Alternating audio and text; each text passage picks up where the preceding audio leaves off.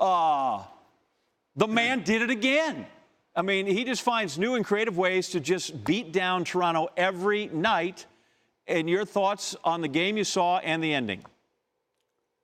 Well, the game I saw, you give Toronto a lot of credit for battling and not saying and not giving up. Kyle Lowry had a really, really good game. And Anunoby showed up and he produced, dropping in 18 points. DeMar DeRozan was nowhere to be found. That's why ultimately Dwayne Casey elected to bench him and go with that second unit. Some of those subs that came in there and produced heavily, but ultimately they had to succumb to the greatness of LeBron James. And you're just running out of superlatives to really describe what this man is doing. He's the greatest player in the world. We consistently say that. But you know what? There were times in the past where you questioned his quote-unquote clutch gene. That has now been eradicated. Then he shows up tonight and drives, from the left towards the basket, but then fades about 15 feet away and banks in a game winner at the buzzer. You just can't say enough about him. He's elevated his level of greatness to another level. You can look at the fact that it's against the Toronto Raptors, a franchise whose numbers he's had for quite a long time.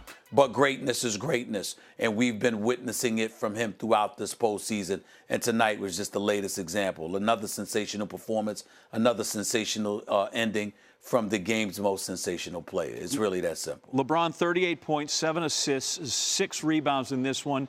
And I want to credit Toronto because they got down 17, they kept fighting, and yet in the end, what do they have? They got nothing. Nothing.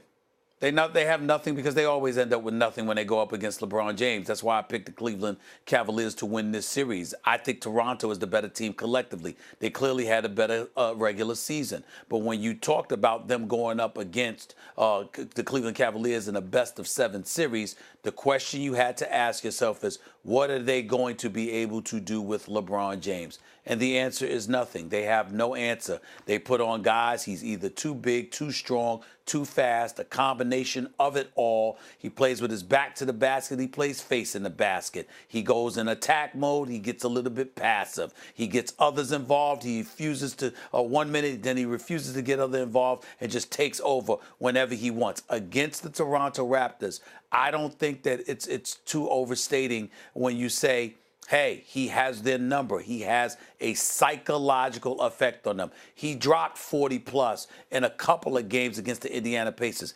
Every single game was competitive. But against Toronto, he blew them out the other night because when he gets going, he affects them psychologically. Tonight, they fought valiantly because Coach Dwayne Casey did something different. He took his $138 million man in DeMar DeRozan, the star of the team, averaging 27 a game for them, and benched him because he wasn't getting it done and others were getting it done.